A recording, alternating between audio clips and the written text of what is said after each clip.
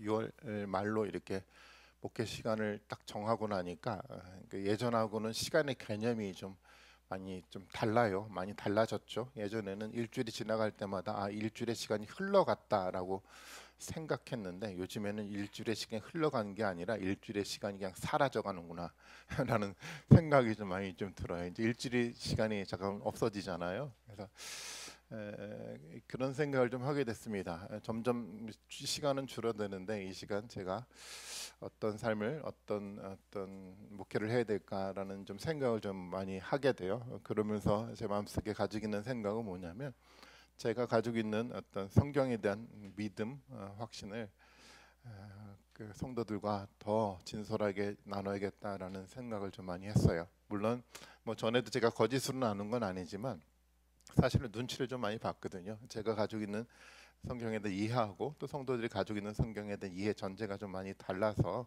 생겨나는 문제 때문에 조금 눈치를 봤는데 남겨진 시간만큼은 눈치를 보지 않고 제가 가지고 있는 확신, 믿음을 있는 그대로 전해야겠다. 이게 제가 해야 될 마지막 남겨진 시간 동안 해야 될 것들이라는 생각을 좀 많이 했어요. 물론 여러분들에게 도움이 되기를 바라는 간절한 마음을 가지고 좀 하고 있고요.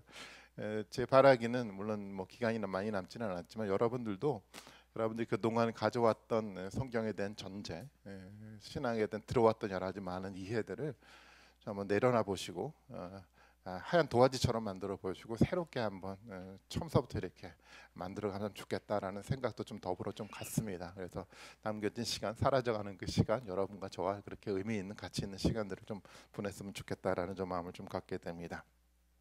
이제 드디어 이제 요한계시록 6장에 이렇게 도달했는데요. 이제 사실은 4장과 5장에서 굉장히 중요한 이야기를 사실 이미 했죠. 4장에서 어떤 얘기를 했습니까? 여러분 기억나시죠? 보좌에 앉아 계신 그 하나님에 대한 이야기를 했습니다. 단순하게 하나님의 모습을 그려가는 것이 아니라 하나님이 가지고 있는 가장 고귀한 어떤 뜻, 또 그 고귀한 뜻으로 이루어가는 위대한 역사가 어떻게 펼쳐져 가고 완성돼 가고 있는지를 5장에서 그렸어요. 그래서 5장 속에서는 이미 하늘의 교회, 천상 교회가 어떻게 세워졌는지를 우리는 이미 볼 수 있게 됐습니다. 그 5장에 넘어와서 어떤 얘기를 하고 있습니까? 이런 거잖아요. 천상의 교회가 완벽하게 세워졌는데 하나님의 고귀한 뜻이 하늘의 교회 가운데 성취가 되어 갔는데 그렇다고 한다면 이 땅 가운데 그것이 어떻게 성취가 되어 가지? 이 땅 가운데서 이루어져 가야 되는데 어떻게 성취가 되고 과연 누가 일을 해나갈까라는 질문을 던지면서 누구에 대한 얘기를 합니까? 어린 양이신 예수 그리스도에 대한 얘기를 했어요. 그래서 어린 양이신 예수 그리스도가 이 일을 하기에 합당하신 분이다라고 선언을 하죠. 합당한 이유는 당연합니다. 이 땅 가운데 예수님이 오셔서 십자가 달려 죽으시고 부활하시고 승천하셨기 때문에 이제 예수 그리스도가 어린 양이신 예수 그리스도는 이 모든 일들을 하기에 합당한 분으로 인정받게 된 것입니다. 그래서 4장과 5장을 이야기를 읽어 내려가다 보면 이제 모든 준비가 다 됐어요. 하늘의 교회가 완성이 됐고 이 땅에 이루실 그 예수 그리스도를 통해서 이 땅 가운데 그 위대한 역사가 이 땅 가운데도 이루어질 수 있는 모든 준비가 이제 다 갖춰진 겁니다. 이제 갖춰진 속에서 이제 구체적으로 6장으로 넘어와서 구체적으로 이제 그 일들이 어떻게 이루어져 가고 있는지를 6장부터 설명해 나가고 있어요. 그렇게 이해를 하시면 아마 여러분들이 요한계시록 이해에 굉장히 도움이 되지 않을까 싶은 생각이 좀 됐습니다. 그리고 또 하나 몇 가지 좀 도움이 될 만한 몇 가지 말씀을 좀 드리는데 우리가 이제 종말론 종말에 대한 이야기를 하는데 보통 이제 우리가 예전에는 종말 그러면 이 종말이라는 것을 예수님이 오시는 재림하시는 그 어떤 기간 근접한 어떤 기간을 종말이다라고 생각을 좀 많이 했는데 성경에서 또 앞으로 제가 말하는 종말은 예수님의 재림한 그 근처에 어떤 시간을 말하는 것이 아니라 예수님이 이 땅 가운데 오셔서 죽으시고 부활하시고 승천하셔서 하나님부터 모든 권한을 위임받고 실제로 모든 통치를 실제로 해나가는 그 시간, 그러니까 예수님이 오셨던 초림의 시간부터 예수님이 오시는 마지막 재림의 시간에 모든 기간을 뭐라고 얘기하는 바로 이 기간을 종말의 기간이다라고 이제 설명을 좀 하고 있는 겁니다. 그래서 종말 그러면 그 어떤 때가 아니라 바로 지금 우리가 살아가는 지금 시대, 이것이 바로 종말의 시간이고 그 우리가 살아가는 이 종말의 시간에 대한 이야기를 요한계시록이 하고 있다라고 이해를 하시면 돼요. 그래서 종말의 시간을 우리가 또 종말의 역사를 어떤 단어로 표현하면 교회의 역사라고도 표현을 하는데, 왜냐하면 이제 종말의 시대 중심이 누가 돼갑니까? 물론 구약 시대 때는 이스라엘이라는 어떤 나라가 중심이 돼갔지만 이제는 이스라엘의 나라는 본질적인 것이 아니어서 사라져 버렸어요. 그림자였기 때문에. 본질적인 그 공동체는 어떤 공동체는 교회의 공동체가 본질인 거잖아요. 성령을 통해서 세워졌던 교회가 본질의 공동체이기 때문에 이 종말의 시간과 더불어 이 교회의 역사가 만들어져 가는 겁니다. 그래서 종말의 시간은 바로 교회의 역사다라고 이해를 하시고 여러분들이 계시록을 좀 들여다보면 될 거라고 생각을 좀 하고 있고요. 또 하나 이제 중요한 게 뭐냐면 요한계시록에는 굉장히 중요한 세 가지 이야기를 해요. 첫 번째는 뭐냐면 이 두루마리가 봉인된 어떤 두루마리가 펼쳐져가는 어떤 봉인에 관계된 심판에 대한 7가지 이야기를 하고 있고요. 두 번째 중요한 얘기는 뭐냐면 이 나팔에 대한 심판에 대한 얘기를 하고 있어요. 세 번째 중요한 얘기는 뭐냐면 대접에 대한 심판. 이것은 아마 요한계시록을 읽었던 분들은 얼핏 알고 얼핏 기억을 하실 텐데, 그래서 요한계시록이 세 개의 가장 중요한 축이 있는데 그것이 이 봉인, 그다음에 나팔, 그다음에 대접 심판, 이렇게 세 가지로 구성이 좀 돼가 있어요. 그런데 우리가 이것을 잘 이해를 해야 되는데 여기서 잘 이해하지 못하면 요한계시록이 전혀 엉뚱한 방향으로 흘러가는데, 이 세 개의 심판의 이야기는 하나의 심판이 끝나고 두 번째 심판이 오고 두 번째 심판이 끝나고 세 번째 심판이 오는 그런 시간 순서대로 기록된 것이 아니라 이 세 가지 심판은 병렬적으로 기록된 심판이라고 이해를 하셔야 돼요. 그 이야기는 뭐냐면 하나의 종말 동안에 일어나는 이 모든 역사와 심판의 그 이야기를 세 번에 걸쳐서 세 개의 방법으로 이야기를 하고 있다라고 이해를 하셔야 되는 겁니다. 보통 세대주의자들은 시간에 굉장히 민감해요. 그래서 이 심판이 끝나고 이 심판이 되고 또 이 심판이 끝나고 이 심판이 끝나고 그다음에 마지막에 뭐 7년 환란이 오고 예수님이 오신다라고 이렇게 시간 순서대로 이해를 하는데, 그 시간 순서대로 성경이 기록되어 있지 않아요.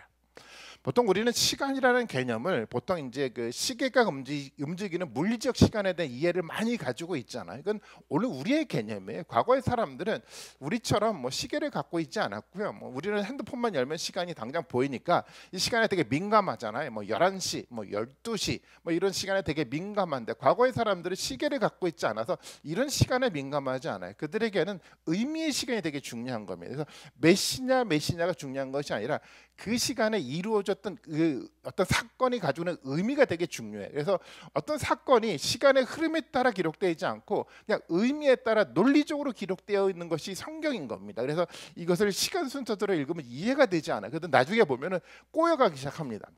시간으로 이게 전체적으로 논리적으로 이게 맞아 들어가지 않으니까 어려워져가요. 그래서 이 세 개의 심판을 꼭 이해를 해야 되는 것은 세 개의 병렬된 구조로 이야기를 해 나가고 있는데, 마치 이것은 이런 겁니다. 제가 한번 그 증거를 한번 말씀을 통해서 한번 살펴보는데 한번 말씀 한번 봐볼까요? 이렇게 기록을 하고 있습니다. 첫 번째 말씀을 보면 4장에 보면 어떤 이야기가 기록이 되어 있냐면, 본질적인 이야기 속에 그 보좌로부터 번개와 음성 천둥 소리가 들렸다라고 얘기를 하고 있어요. 근데 요 번개가 있고 음성이 있고 천둥이 울려나는 요 소리가 있는데, 이것이 7번째 뭐냐면 그 봉인 심판에 대해서도 동일한 표현이 나와요. 그러니까 7번째 봉인이 풀려질 때 일어났던 심판에 대한 이야기를 보면은 8장 이야기죠. 8장 이야기를 봐볼까요? 8장 5절의 말씀에 보면 이게 7번째 봉인이 풀려질 때 이야기입니다. 여기 또 뭐가 등장하냐면 불을 가득 채워서 땅에 던지니 천둥과 요란한 소리와 번개와 지진이 일어났다는 표현이 있고요. 세 번째, 그다음에 나팔이 끝나고 난 7번째 나팔이 있었을 때 그 심판에 대한 내용들도 이렇게 기록이 되어 있습니다. 그 다음 장면 봐볼까요? 그다음에 요한계시록 11장 19절에서도 보니까 하나님의 성전이 열리고 성전 안에 있는 하나님의 언약궤가 보였는데, 그때 또 뭐가 칩니까? 번개가 치고 요란한 소리와 천둥 소리가 나고 지진이 일어나고 우박이 쏟아졌다라고 얘기를 하고 있어요. 그 다음에 7번째 대접 심판도 마찬가지인데 7번째 대접 심판에 대한 이야기도 똑같아요. 16장에 보니까 번개가 치고 음성이 나고 천둥이 열리고 지진이 일어났는데, 지진은 사람이 땅 위에 생겨난 뒤로 일찍이 없었던 것이다 라고 얘기를 하고 있어요. 여기서 천둥, 번개, 뭐 이렇게 지진 뭐 이런 이야기들이 등장하는데, 뭐 이것이 3번 일어났던 사건을 말하는 것은 아니잖아요. 한 번 일어났던 사건을 3번의 이야기를 통해서 반복해서 이야기를 기록하고 있는 겁니다. 그렇기 때문에 이 봉인 심판과 그다음에 나팔 심판과 이 대접 심판은 순서대로 흘러간 것이 아니라 하나의 사건을 세 번에 걸쳐서 기록된 사건이다라고 우리가 이해를 할 수 있어요. 근데 이렇게 세 번이 기록이 됐는데 우리가 이것을 어떻게 이해를 해야 되냐면 한 번씩 반복이 돼갈 때마다 이 종말의 역사가 더욱더 선명하게 그리고 더욱더 강렬하게 보여져 가고 있는 효과를 좀 나타내 가고 있어요. 예를 들자면 우리 요즘에 카메라를 가지고 이제 어떤 사진을 찍는데 좀 줌 기능이 잘 돼 있잖아요. 그래서 한번 사진을 찍으면 멀리 있는 것이 잘 보이지 않아요. 그런데 이제 요즘 줌이 워낙 좋으니까 뭐 5배 줌으로 쭉 당기면 어떻게 되죠? 멀리 있는 것이 보이잖아요. 어설프게 어렴풋하게 보이는데 그래도 더 멀리 있는 것은 안 보이는데 뭐 여러 가지 뭐 10배 줌으로 당기면 어떻게 됩니까? 더 선명하게 보이는 것처럼 이 이야기도 마찬가지인데 하나의 어떤 심판에 대한 이야기가 끝나고 또 다른 얘기가 진행돼 갈 때마다 마치 줌으로 당겨져 가는 것처럼 심판이 더욱더 명확해지고 더욱더 어떤 진지한 모습으로 설명이 좀 돼가고 기록이 돼가고 있다라는. 그래서 우리가 이 요한계시록을 읽을 때 세 개의 심판을 우리가 중심으로 읽어야 되는데 세 개의 심판을 하나의 이야기를 읽고 끝나는 것이 아니라 그 이야기에 또 다른 두 번째 얘기를 덧입혀서 계속 차곡차곡 쌓아가면서 읽어가야 되지 이 종말의 역사가 우리 가운데 선명하게 보여줄 수 있다라는 겁니다. 그러니까 그런 맥락 속에서 세 개의 심판에 대한 구조에 대한 이해를 여러분들이 이해하시고 요한계시록을 읽으시면 돼요. 이것만 이해를 하더라도 요한계시록에 대한 이해가 굉장히 수월해집니다. 꼭 여러분 기억을 하시고요. 그 첫 번째 이야기로 오늘은 7개의 봉인에 대한 심판에 대한 얘기를 하고 있는데 여기서도 구조가 있어요. 7개의 봉인이 떼어지는데 여러분 읽어보시면 아시겠지만 오늘은 이제 4개의 봉인에 대한 얘기를 하고 있지만 7개가 또 2개로 나눠져요. 어떻게 나눠지면 앞에 4개와 뒤에 3개로 나눠주는 어떤 구조를 가지고 있어요. 그래서 이것을 4+3이라는 구조라고 이제 이야기를 하는데 앞에 4개의 봉인이 풀어졌을 때 이 이야기는 뭐냐면 종말의 종말의 시간에 일어나는 현상과 역사에 대한 이야기를 좀 하고 있어요. 4개의 이야기는. 그다음에 뒷부분에 있는 3개의 이야기는 앞부분에 있는 4개의 이야기가 조금 내용이 다릅니다.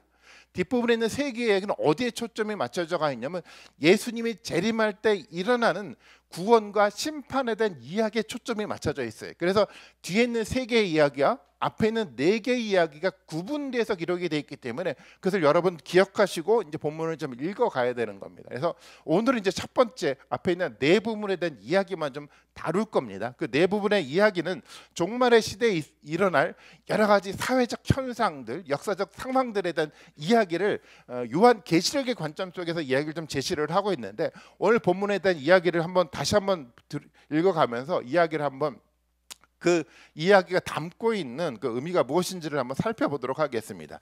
1절의 말씀부터 한번 봐볼게요. 1절의 말씀부터 다시 한번 봐보는데요. 7 봉인 가운데 하나를 이제 떼는 것을 보았는데 그리고 4 생물 가운데 하나가 우레 같은 소리로 오너라 하고 말하는 것을 들었습니다. 우레 같은 소리 그러면 여러분 기억하셔야 됩니다. 우레 소리가 들린다는 것은 어떤 소리라는 거죠? 어디서 울려나는 소리입니까? 하늘에서 울려나는 소리라고 우리는 이미 이해를 하고 있어야 되는 겁니다. 하늘에서 이제 소리가 나는데 그러니까 이 요한이 봤는데 어떤 것이 보였습니까? 하늘에서 뭔가 소리가 나고 하늘에 어떤 모습이 이 땅 가운데 이루어져가는 어떤 모습이 보여가는데 이런 표현을 하고 있어요. 흰 말 한 마리가 있는데 위에 탄 사람은 활을 가지고 있었다라고 표현하고 있어요. 흰 말이 등장하고 흰 말을 탄 사람이 활을 가지고 있었대. 그리고 그는 면류관을 쓰고 있었고 이기면서 또 이기려고 나아가고 있다라고 얘기를 하고 있어요. 여기서 등장하는 흰 말, 여러분 이제 아시겠지만 희다라는 것은 뭐를 상징하는 색깔일까요? 희다라는 것은 거룩한, 그렇죠? 거룩한 깨끗한 어떤 것을 상징하는 것이 희다라는 거잖아요. 그러니까 흰 말은 이미 어떤 모습으로 보여가죠? 거룩하고 순결한 어떤 양의 어떤 말의 모습으로 보여져 가고 있는데 그 위에 탄 사람이 있는데 어떤 모습을 하고 있습니까? 활을 가지고 있었대요. 근데 활을 가지고 있었던 말을 탔는데 활을 가지고 이제 사용하고 있는 어떤 하나의 병사의 모습이 그려가고 있는데 물론 이것은 우리가 좀 익숙할지 모르겠지만 1세기 때는 사실 이게 익숙한 그림이 아니었어요.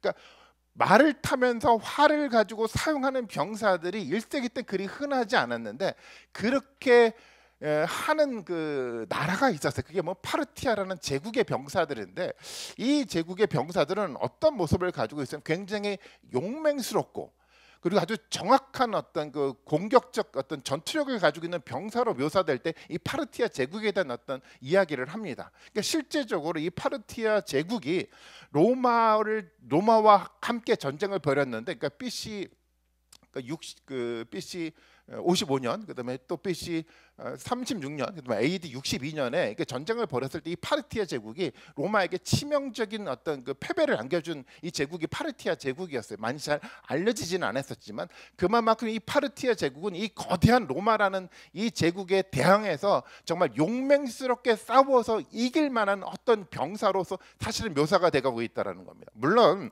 이것이 문자적으로 로마라는, 당시에 로마를 배경으로 이 이야기가 기록이 되어 있으니까 로마라는 나라가 이 파르티아 제국 가운데 멸망당한다는 이야기를 하는 것이 아니라 상징적인 의미잖아요. 어떤 것을 의미하는 겁니까? 로마 제국은 뭐를 상징하는 거죠? 사탄과 사탄의 무리들, 사탄을 추종하는 많은 세력들을 말하는 거예요. 그 거대한 그 세력들이 만들어가는 세상의 나라, 로마와 같은 세상의 나라가 있는데 그 세상의 나라가 누구에게 멸망당한다는 겁니까? 이 활을 든 흰말을 탄 사람에 의해서 멸망당한다는 의미로 이 이야기를 기록하고 있어요. 누가 이기냐면 사람들이 볼 땐 로마라는 거대한 나라가 당연히 이기겠지라고 생각했죠. 왜냐하면 거대한 힘과 권력과 경제력을 가지고 있으니까 당연히 이 나라가 이길 거라고 생각하지만 성경에서 이렇게 얘기를 하고 있어요. 종말의 시대가 이제 시작이 됐는데 그 나라가 이기는 것이 아니라 누가 이기는 겁니까? 활을 든 흰말을 탄 사람이 이기는 겁니다. 이 흰말을 탄 사람은 누구를 상징하는 걸까요? 당연히 예수님과 예수님을 추종하는 사람들을 말하는 거죠. 교회 공동체를 말하는 거예요. 이 공동체가 누구를 이기죠? 로마라는 거대한 나라를 이긴다라고 얘기를 하고 있어요. 본문 속에서 이런 얘기를 하고 있는데 그는 이기면서 나아가고 이기려고 나아가고 있다라고 얘기를 하고 있어요. 항상 이긴다라는 겁니다. 예수 그리스도가 이긴다라는 겁니다. 예수 그리스도와 함께하고 있는 교회가 이 세상을 이긴다라는 것이 이 본문의 핵심인 거고, 저는 이 이야기가 이 요한계시록의 심판의 가장 중심되고 핵심되는 이야기라고 생각을 해요. 모든 이야기의 핵심은 이겁니다. 누가 이깁니까? 예수 그리스도가 이기는 거예요. 예수 그리스도가 세워가고 있는 이 교회가 이기는 겁니다. 여러분, 이게 이해가 좀 됩니까? 만약에 이 시온서 교회가 정말 예수 그리스도의 말씀에 의해서 세워져 가고 있는 교회라고 한다면 당연히 이 교회가 누구를 이기는 거죠?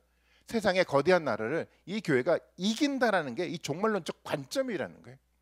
여러분, 이게 이해가 좀 되십니까? 이것이 종말에 대해 일어나는 역사다라고 명확하게 이야기를 하고 이제 이야기를 시작해 나가는 겁니다. 가장 중요하죠. 두 번째 얘기를 봐볼까요? 3절의 말씀 봐볼게요. 제가 성경 본문을 띄우지 않는데 성경을 참고하시면 될 것 같아요. 3절에 보니까 둘째 양, 그러니까 둘째 봉이 띄어지는데 둘째 생물이 오너라 하는 것을 말하는 것을 들었대요. 뭐를 봤습니까?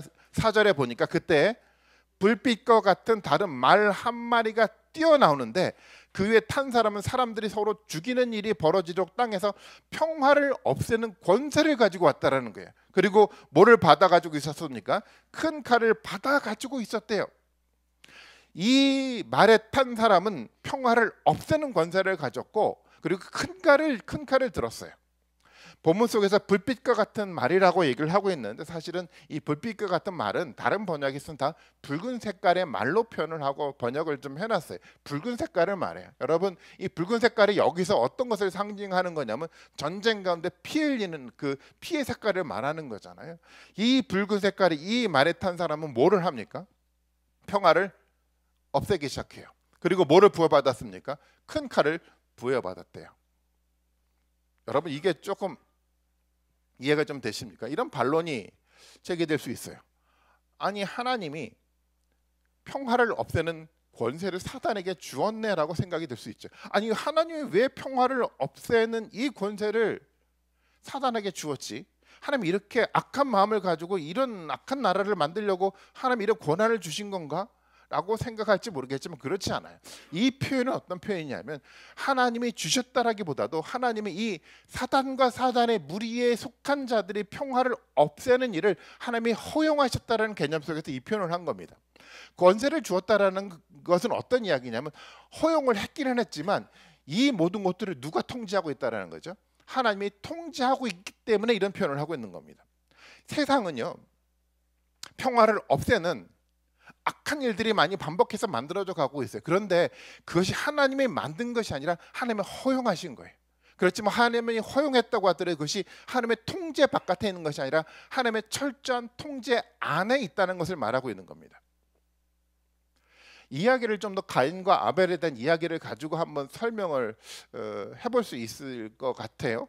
가인과 아벨 여러분 잘 아시는 것처럼 이제 가인과 아벨이 이제 에덴에서 쫓겨났습니다. 그래서 가인과 아벨이 있는데 가인이 자기 제사를 받지 않은 것 때문에 화가 나서 누구를 죽입니까? 동생이었던 아벨을 죽여버렸어요. 그리고 이 가인은 저주를 받습니다. 저주를 받으니까 그 다음부터 어떤 두려움이 생겨나면 이런 두려움이 생겨나요. 내가 다니다가 사람들을 만나 내가 죽임을 당할까라는 두려움이 마음속에 생겨나기 시작했어요. 여러분 이 말씀 기억하시죠? 한번 본문에 띄워볼게요. 한번 이런 이야기를 좀 하고 있습니다. 창세기 4장 말씀인데 오늘 이 땅에서 저를 쫓아내시니 저주를 받았어요. 하나님을 뵙지도 못하고 이 땅에서 쉬지도 못하고 떠다니게 될 것입니다. 그렇게 되면 저를 만나는 사람마다 저를 죽이려고 할 것입니다 라고 얘기를 하고 있어요. 당연히 죽어야 돼요. 심판받아야 되는 겁니다. 그런데 하나님 어떻게 얘기를 하고 있습니까? 주님께서 그에게 말씀하셨는데 그렇지 않다. 가인을 죽이는 자는 7겁절로 벌을 받을 것이다. 주님께서는 가인에게 표를 찍어줘서 어느 누가 그를 만나더라도 그를 죽이지 못하게 만들었다라고 얘기를 하고 있어요. 당연히 심판받아야 되는데 어떻게 합니까? 허용한 거예요. 그래서 가인을 통해서 어떤 역사가 만들어져 가는 겁니까? 살인의 역사가 만들어져 간 거예요. 이것은 어떤 것을 말하는 거냐면 하나님이 가인 보고 살인하라라고 얘기한 것이 아니라 그냥 살인하도록 허용한 것이었어요. 허용됐던 이 종말의 시대가 이 가인의 역사와 더불어 이 세상 가운데 만들어졌던 겁니다. 실제적으로 그렇지 않습니까? 세상은요 평화롭지 않아요. 평화가 사라져가는 역사가 지금 우리가 살아가는 시대의 모습인 겁니다. 예전에 세계 대전이 1차 대전, 2차 대전이 좀 일어났잖아요. 그래서 많은 사람들은 이것 때문에 아주 심각한 고민을 하기 시작을 했어요. 어떻게 이 전쟁의 역사가 얼마만큼 심각하게 인류를 파괴하는지를 너무도 명확하게 역사 속에서 봤기 때문에 심각한 고민을 하고 절대 이런 전쟁이 다시 벌어지면 안 된다는 생각과 결단을 했죠. 그런데 어떻습니까? 전쟁이 사라졌습니까? 아니요, 그렇지 않아요.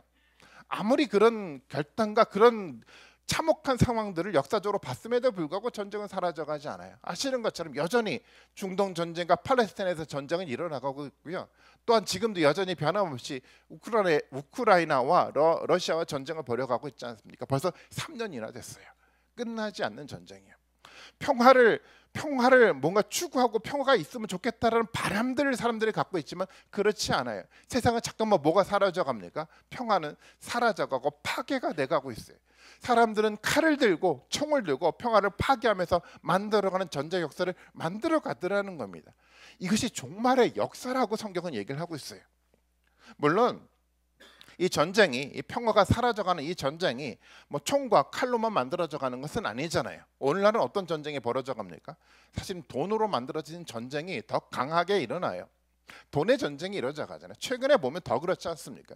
서로 간에 더 많은 돈을 소유하기 위해서 전쟁을 벌여가고 있잖아요. 아시는 것처럼 지금의 어떤 미국이라는 나라도 그런데 미국이란 뭐 뉴스를 보시면 아시겠지만 이제 미국의 어떤 새로운 정부가 들어서면서 자국의 기업에게 유리하기 위해서 더 많은 자국의 기업의 어떤 돈을 더 벌어가기 위해서 뭐 어마어마한 관세를 부과하면서 다른 나라를 어렵게 만들어가는 정책을 펴가고 있잖아요. 그러니까 다른 나라도 살아가야 되니까 어떻게 해야 됩니까? 돈을 가지고 미국과 전쟁을 해야 될 수밖에 없어요. 경제 전쟁이 만들어져 가잖아요. 이런 전쟁이 만들어져 갈 때마다 어떻게 됩니까? 서로 간의 관계는 신뢰는 다 깨져가기 시작해요. 평화는 사라져가기 시작해요. 표면적으로는 평화를 말하고 있는 것 같지만 실제적으로 그렇지 않아요. 평화는 다 깨져버리는 그런 질서가 세상 가운데 여전히 변함없이 만들어져 가더라는 겁니다. 이것이 종말의 역사예요. 우리 삶도 그렇지 않습니까? 가끔 요즘에 시간만 되면 사실 밖에 나와서 산책을 많이 해요. 때로는 뛰기도 하고 좀 그러긴 하는데 제가 집에서 이렇게 나오면 바로 이제 우두 사거리가 이렇게 지나가게 되는데 우두 사거리를 지나가다 보면 사방으로 현수막에 걸려 있어요. 근데 현수막의 이야기를 읽을 때마다 마음이 굉장히 답답합니다. 모든 용어가 전투적인 용어예요. 파괴적인 용어예요.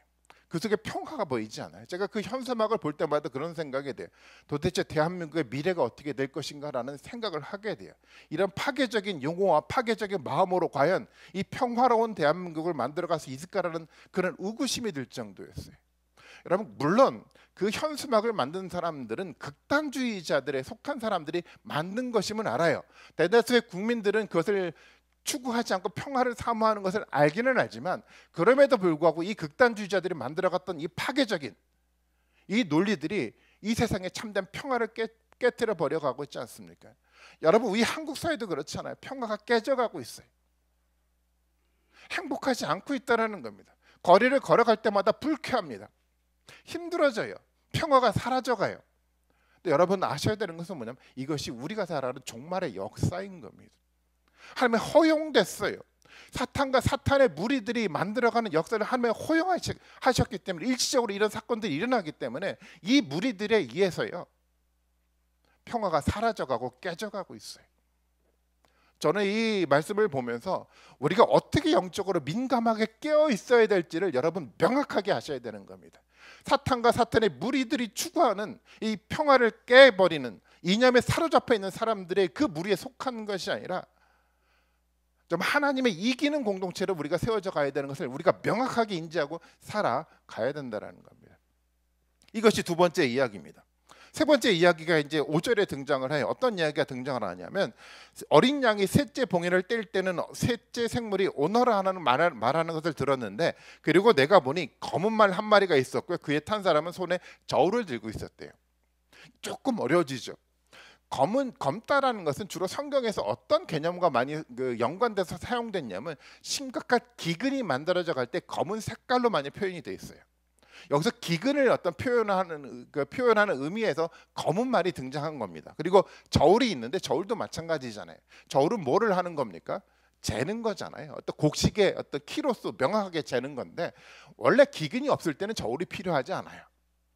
여러분 부유할 때는 어떻습니까? 사람들마다 그 여유가 있잖아요.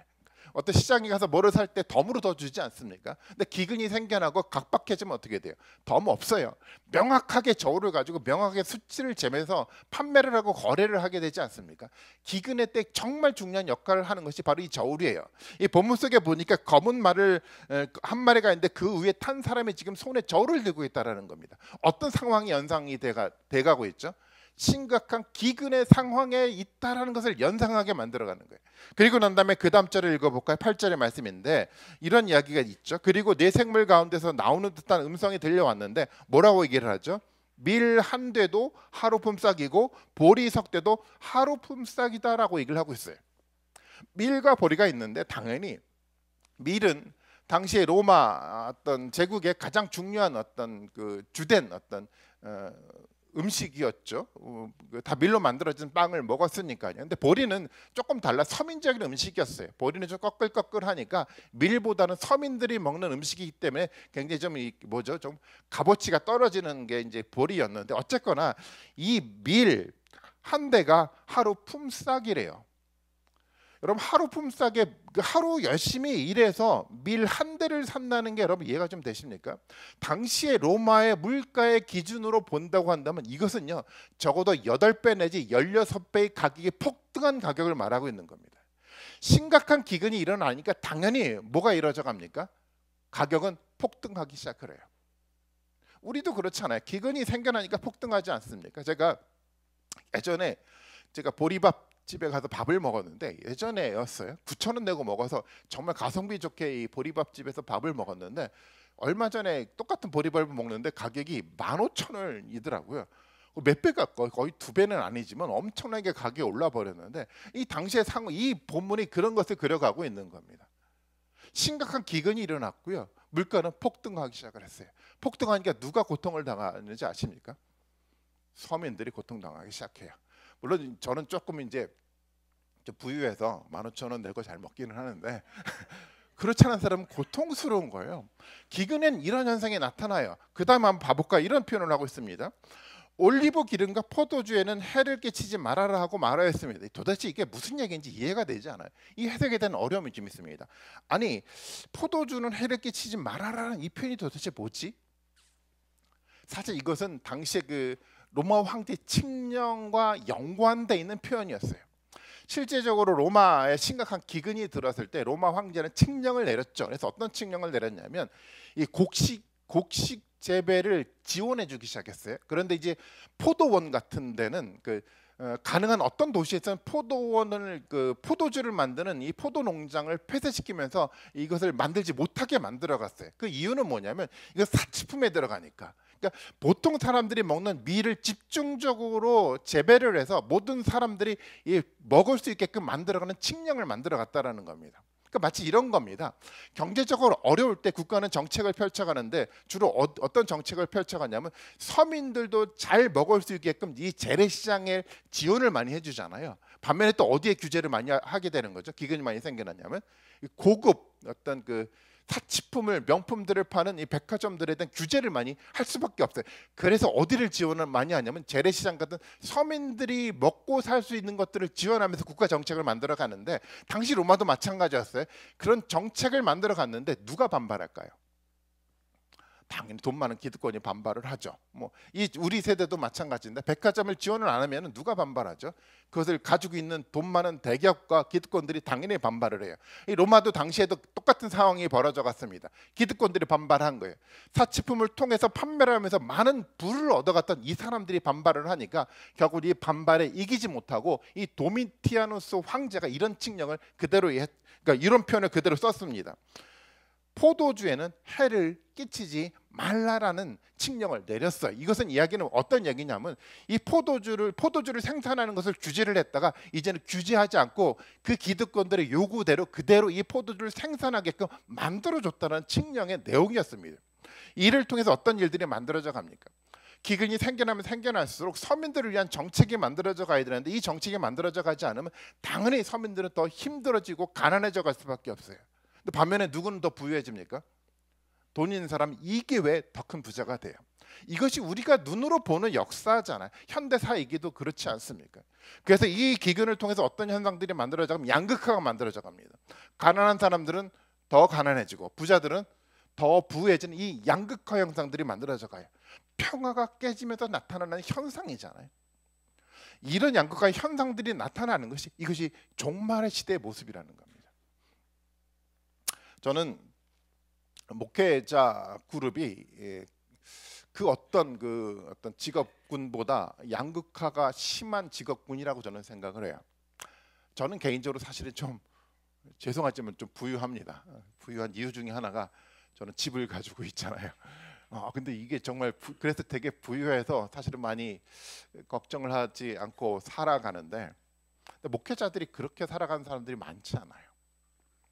기본적인 생활비도 보조받지 못하고 살아가는 수없이 많은 목회자가 있다라는 거예요. 그런데 어떤 목회자도 있는지 아십니까? 완전 극단적으로 웬만한 기업의 회장에 준하는 대우를 받는 목회자들도 있어요. 그래서 저 같은 사람들도 그래서 내가 부유하다라고 생각하면서 목회를 신실하게 성실하게 하면 되는데 자꾸만 생각이 어려운 사람의 초점이 가 있지 않고 누구에게 가냐면 그 부유하게 대접받는 사람들의 눈이 가다 보니까 나도 그렇게 되고 싶은 욕망들이 생겨나요. 그러다 보니까 목회자 그룹이 어떻게 돼가냐면 양극화가 돼가기 시작해요. 사람들은 점점점 이렇게 대우받는 목회자가 되고 싶어요. 그러면서 점점점 어떻게 돼갑니까? 가난한 사람은 가난하게 돼갔다라는 겁니다. 이 양극화가 일어난 현상이에요. 어떻게 생각하면 이게 아이러니죠. 하나님의 교회가 그 어떤 그룹보다도 이 양극화가 아니라 모든 사람들이 함께 공존하는 평화가 있는 목회자 그룹으로 만들어져 가야 되는데 정반대의 현상이 만들어져 가고 있다라는 거예요. 심각한 오류가 이 그룹 속에서 만들어져 가지 않습니까? 물론 제가 목회자 그룹에 대한 얘기를 하고 있지만 목회자 그룹뿐만 아니에요. 모든 그룹들에 다 이런 현상들이 나타나요. 점차적으로 시대가 변해가고 있는데 풍요가 만들어져 가고 있는 것 같은데 이 풍요 속에서 이 상대적 빈곤감 때문에 생겨나는 이 고통을 당하는 사람들이 여전히 사회 곳곳 가운데 있다라는 겁니다. 이 가난의 문제, 이 양극화의 문제예요. 이것이 이 성경 본문 속에서 말하고 있는 겁니다. 심각한 기근이 일어나기 시작을 했어요. 전쟁이 벌어져 가기 시작했습니다. 평화는 깨져가기 시작했어요. 사람들이 살기가 너무 빡빡해져 가기 시작했다는 겁니다. 그 가운데 가난한 사람들 점점 심각한 어려움에 처하게 되기 시작했어요. 기근 때문에요. 식량조차 제대로 구하지 못하고 살아가는 나라도 있어요. 물을 제대로 공급받지 못해서 많은 질병에 노출되어 있는 사람들이 여전히 그 나라가 여전히 이 세상 가운데 존재하고 있다는 겁니다. 어떤 하나의 나라는요 너무도 풍요로워가지고 많은 음식들을 쓰레기에 버리는 상황 가운데 있음에도 불구하고 그 음식조차 제대로 공급받지 못해서 질병으로 죽어가는 수없이 많은 사람들이 여전히 이 지구상에 곤종하고 있지 않습니까? 이 양극화 현상이요. 왜 이런 일들이 벌어져 갑니까? 이게 종말의 역사라는 거예요. 이 종말의 역사가 지금 일시적으로 이 종말의 역사가 만들어져 가면서 이런 일들이 벌어져 가고 있다는 겁니다. 누구에 의해서 허용된 건지 아십니까? 사탄과 사탄의 무리에 속하고 사탄의 이념을 추종하는 사람들에 의해서 이런 역사가 만들어져 가고 있다는 거예요. 마지막에 어떤 얘기를 좀 하고 있냐면 7절 말씀입니다. 넷째 봉인이 떼어졌어요.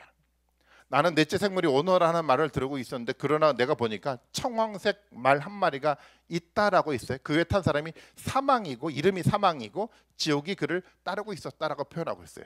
청황색이라는 이 말은 원래 헬라어로는 크로노스라는 단어인데 이 단어를 어떤 단어로도 번역이 되냐면 이 창백하다라는 단어로도 번역되는 단어예요. 그러니까 이 색깔이 표현하고 있는 굉장히 창백한 어떤 모습을 보이고 있는 말을 말하는 겁니다. 창백해요. 지금 병들어 있는 것 같은 모습을 보여가고 있어요. 그리고 이 말 위에 탄 사람의 이름이 뭡니까? 사망이라는 이름이라는 겁니다. 당연히 사망이 있으니까 뭐가 뒤따르죠? 지옥이 뒤따라요. 물론 여기서 지옥이라고 번역했지만 하데스라는 용어입니다. 하데스는요 죽은 자들이 거하는 장소를 말하는 거예요. 당연히 그 사망이라는 것을 통해서 이 하데스가 연관된 어떤 그림을 그려가면서 이 본문에 대한 얘기를 좀 하고 있어요. 뭐 때문에 벌어져 갑니까? 본문에 보니까 그들은 칼과 기근과 죽음과 들짐승으로서 4분의 1에 이르는 땅의 주민들이 멸하는 권세를 받고 있었다라는 겁니다. 사람들이 죽어간다라는 거예요.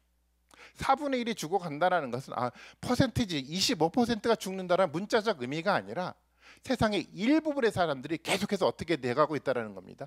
이 평화가 깨진 전쟁과 기근 속의 사람들이 죽어가기 시작을 하고 있다라는 이야기를 좀 해나가고 있다라는 거예요. 사실 이 이야기는 그 에스겔에 있는 이야기를 연관된 이야기인데 에스겔의 이야기를 한번 봐볼까요? 이렇게 표현하고 있어요. 나 주 하나님이 이렇게 말하는데 내가 예루살렘에서 사람과 짐승이 사라지게 하려고 나의 4가지 맹렬한 재앙들 곧 전쟁과 기근과 사나운 짐승과 전염병을 거기에 보낼 때 그 해가 얼마나 크겠냐 동일한 표현이잖아요. 여기서 죽음이라는 단어를 뭐라고 표현하면 전염병이라고 에스겔은 표현을 하고 있어요. 맞아요.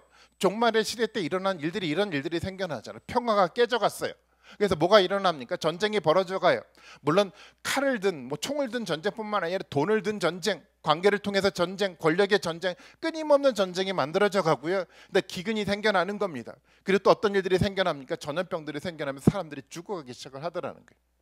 오늘 우리의 역사 아닐까요? 지난 시간 우리는 어떤 전염병 때문에 굉장히 고통을 당했었잖아요. 이 전염병이 일시로 있다가 사라져가는 것이 아니라 오늘 우리 미래 가운데 이 전염병은 또 우리 가운데 닥칠 거라고 생각을 해요. 끊임없는 전염병과 평화가 깨져갔던 전쟁과 기근의 역사 속에서 만들어져가는 4분의 1이 죽어가는 이 역사가 바로 종말의 역사라는 겁니다. 여러분 사실은 죽어가고 있잖아요. 사람들이 이것으로 인해서 죽어가고 있어요. 전쟁터에서 사람들이 지금도 죽어가고 있지 않습니까? 사람들은 빨리 이 전쟁을 끝내가야 되는데요. 사람이 중요하니까 끝내가야 되는데 끝내지 않아요. 왜 그런지 아십니까? 사람보다 뭐가 중요하기 때문에 돈이 중요하거든요. 권력이 중요하잖아요. 자신의 명예가 중요하잖아요. 이 왜곡된 세상 속에서 사람들은 지금도 죽어가고 있어요. 기근 속에서 여전히 지구 반대편 속에서 어떤 사람들이 이 기근 때문에 지금도 질병으로 죽어가고 있지 않습니까? 전염병이 돌 때마다 그래도 우리 같은 나라 사람들은 그래도 많은 보호를 받지만 그렇지 못한 나라들은 사람들이 죽어갈 수밖에 없어요. 무방비 상태에 있게 되거든요. 이런 종말의 역사가 지금도 우리 가운데 일어나고 있지 않습니까? 성경이 말하고 있는 종말의 역사는 우리가 살아가는 지금 시대의 이야기라는 겁니다. 이 시대에 살아가고 있어요. 죽음이 우리 눈앞에 있어요. 평화가 사라져가는 이 시대는 우리는 살아가고 있어요. 기근 속에 생겨나는 고통이 우리 가운데 있습니다. 우리 마음속에 행복과 평화는 깨져가고 있는 혼돈의 세상 속에 우리가 지금 살아가고 있어요. 이 시대를 우리가 어떻게 살아가야 될까요? 가장 중요한 건 제가 앞으로 다시 한번 원점으로 돌아가는데 첫 번째 이야기입니다.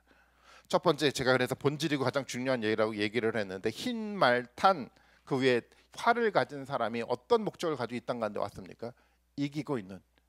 이기려고 하는 목적을 가지고 이 땅 가운데 왔다라는 겁니다. 어떤 공동체를 중심으로요? 예수 그리스도가 세운 교회를 통해서 혼돈된 세상 속에 살아가고 있지만 이 공동체를 통해서 하나님은 이기신다는 명확한 메시지를 던져주고 있는 거예요.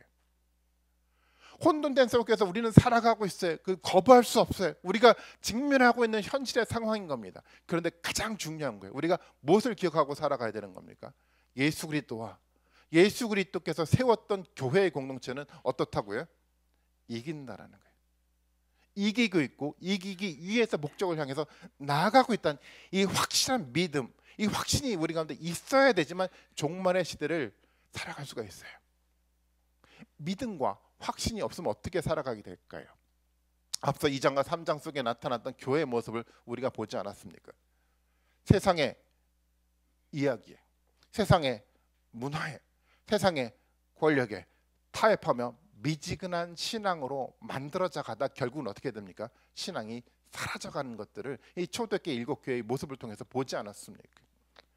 이 이기는 이 믿음과 확신이 우리 가운데 있어야 되는 겁니다. 그렇지 않으면 신앙은 미지근해져 가다가 사라져갈 수밖에 없어요. 너무 많이 보지 않았습니까? 시간이 지나가는데 믿음이 살아나지 않아요.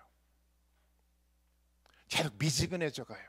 이것도 아니고 저것도 아니고 적당하게 세상과 교회 하나의 발을 디뎌가면서 적당한 삶대로 살아가다 언젠가 소멸돼 버릴 그 믿음을 기대하고 살아가는 사람들도 있어요. 왜 그렇습니까? 예수 그리스도와 함께 이기는 종말의 역사를 믿음으로 확신 있게 받아들이지 않기 때문에 당연히 그런 현상이 일어날 수밖에 없는 겁니다. 저는 그래서 이것이 가장 중요해요. 예수 그리스도께서 이기시는, 교회를 통해서 이기시는 이 역사를 우리는 볼 줄 알아야 되는 겁니다. 여러분, 예수 그리스도가 지금 이기고 있습니까? 이기고 있어요.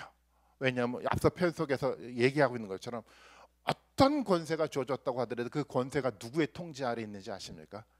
하나님의 통제 아래에 있다는 거예요. 세상의 역사가 어떤 나라가 일어나서 이 거대한 역사가 세상을 평화를 깨버리고 이상한 나라를 만들어 간다고 하더라도 그것이 누구의 통제 아래에 있습니까? 예수 그리스도의 통제 아래에 있다라는 거예요. 누가 이기고 있다는 얘기입니까? 예수 그리스도가 이기고 있다는 증거예요.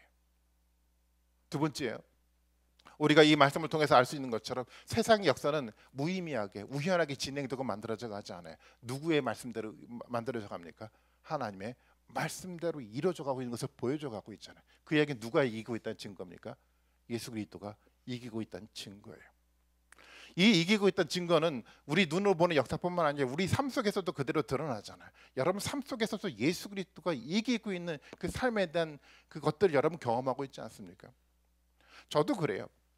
지금 순간의 시간을 들여다보면 정말 예수 그리스도와 나 함께 이기고 있는가라는 의구심을 가질 때가 있지만 시간을 길게 들여다보면 항상 그런 고백을 할 수밖에 없어요. 예수 그리스도가 저와 함께 이겼습니다라는 고백을 하게 돼요. 저를 이렇게 만들어 주셨거든요. 이런 꿈을 주셨거든요. 이런 일을 제가 이룬 것이 아니라 예수 그리스도가 이루셨거든요. 예수 그리스도가 이기고 있다는 증거 아닐까요? 여러분 이 자리에 앉아서 예배를 드리고 있잖아요. 사실은 성경에 있는 이야기 읽어보면 이성적으로 보면 말이 되지 않아요. 아니 예수 그리스도가 죽으신 게 어떻게 내가 죄사함을 받을 수가 있지? 보이지 않는 하늘나라가 어떻게 우리 가운데 있을 수 있지? 말도 되지 않은 이 이야기를 성경에서 얘기를 하고 있는데 여러분들은요 이 말도 되지 않은 이 말씀 때문에 붙들고 이 자리에서 예배하고 있잖아요. 왜 그런지 아십니까? 여러분도 안에서 예수 그리스도가 이기고 있기 때문에 이런 일들이 벌어져 가고 있는 거예요. 우리 가운데 이기고 있는 예수 그리스도를 발견할 수 있어야 돼요. 이것이 종말의 시대를 살아가는 가장 기본이고 핵심인 겁니다. 역사 속에서 이겨가고 있는 그 예수 그리스도예요. 교회를 통해서 이겨가고 있는 이 위대한 역사를 우리 삶 속에서도 구체적으로 들여다보고 그에 대한 믿음과 확신이 우리 가운데 견고하게 세워져 갈 때 우리는 종말의 시대 속에 승리하며 살아갈 수가 있는 겁니다. 그래서 우리 모든 교회 공동체 성도님들이 그렇게 승리하며 살아갔으면 좋겠어요. 말씀을 통해서 보여줬던 이기시는 예수 그리스도를 보시는 여러분들이 되셨으면 좋겠습니다. 세상과 타협하지 않고 많은 잘못된 어떤 논리 속에 휩쓸려다는 것이 아니라 명확하게 말씀에 근거해서 승리하는, 그리고 정말 위대한 역사가 정말 이 교회 공동체를 통해서 이루어져 가야 되는데 그 중심에 시은소 교회가 세워져 갈 수 있도록 정말 여러분 함께 노력하고 믿음으로 세워져 가야 된다고 생각을 합니다. 그런 모습을 통해서 만들어져가는 위대한 역사가 이 공동체 가운데 여러분 삶 가운데 함께하기를 주님의 이름으로 축원드리겠습니다. 같이 한번 기도하시겠습니다. 같이 한번 이 시간 기도하길 좀 원합니다. 우리가 봐야 됩니다. 우리를 통해서 교회를 통해서 이기시는 예수 그리스도를 실제로 봐야 돼요. 역사가 예수 그리스도의 통제 속에서 이겨가고는 위대한 역사를 우리가 볼 수 있어야 되는 겁니다. 혼돈된 역사 속에서 그것을 볼 수 있을 때 우리가 이겨나갈 수가 있어요. 그 역사를 볼 수 있는, 그 역사를 실제로 이뤄갈 수 있는 우리 신소 교회가 될 수 있도록 이 시간 같이 한번 합심해서 기도하기를 좀 원합니다. 같이 기도하시겠습니다.